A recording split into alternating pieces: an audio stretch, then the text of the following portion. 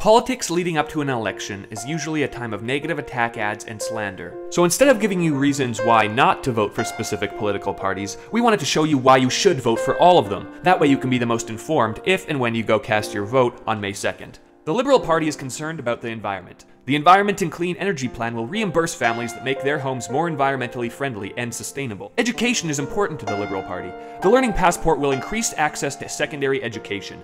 High school students will receive a sum of money per year up to $4,000 total to use in their post-secondary studies. Children are the future. Liberal Party's Early Childhood Learning and Care Fund will provide parents and families with more affordable childcare. The Liberals commit to spending up to $1 billion per year by the 4th year. A vote for Michael Ignatieff and the Liberal Party on May 2nd is a vote for a more open and educated Canada.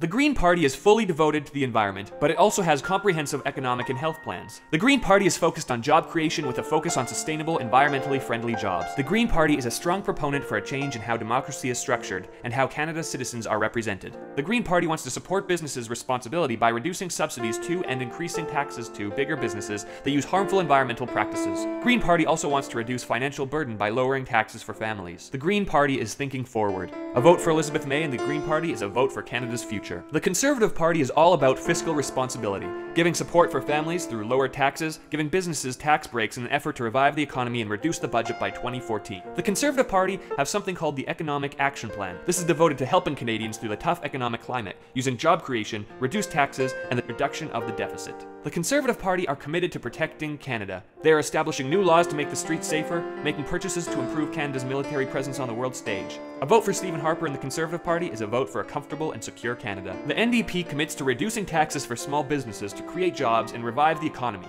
The tax rate will be reduced from 11% to 9%. The NDP are concerned about Canada's environment. They want to pursue a more aggressive and clear environmental plan in the form of the Climate Change Accountability Act and dramatically reduce greenhouse gas emissions. The NDP will establish a 10-year healthcare accord that will provide provinces with more funding for health services and patient care. They also commit to reducing prescription drug costs. A vote for Jack Layton and the New Democratic Party is a vote for a healthy and inclusive Canada. The Bloc Québécois is committed to strengthening the French language on the federal stage by underlining the importance and use of French in all federal institutions. The Bloc Québécois desires a reduction in Canada's reliance on oil and gas. There will be a greater focus on renewable resources and tax credits for homes that are more environmentally sustainable. The Bloc Québécois would like to create a more accountable and transparent democracy within Canada by improving the Access to Information Act so that all citizens can have access to the Canadian government's decisions, contracts, and resource use. Voting for Gilles Duceppe and the Bloc Québécois is a vote for a more diverse and transparent Canada. On May 2nd, exercise your rights as a Canadian and vote. Or don't. Really, it's up to you. Some people in third world countries would die for the opportunity to be a part of the democratic process and vote. However, as a Canadian youth, you don't live in the third world country.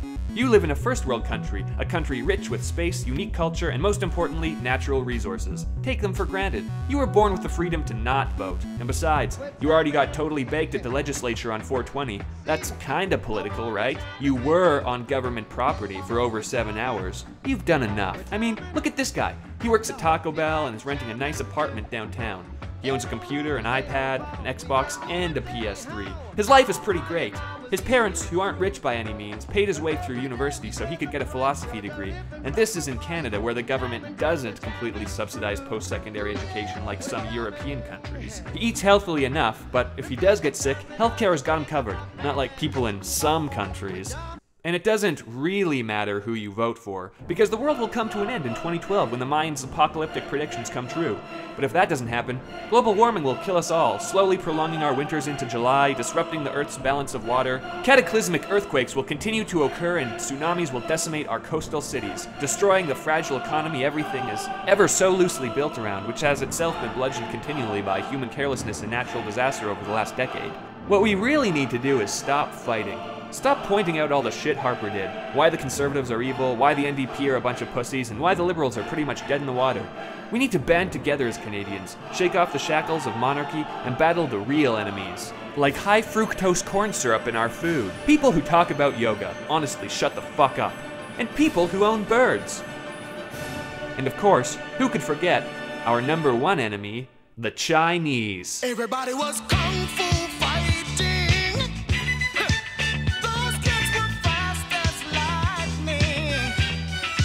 We must destroy China. If we don't, then throughout the 21st century, China will expand its economic and cultural influence and will assume its throne as the world power, crushing the United States and especially Canada with its filthy red communist ways, until it is the most powerful country on earth and begins enslaving the rest of the world.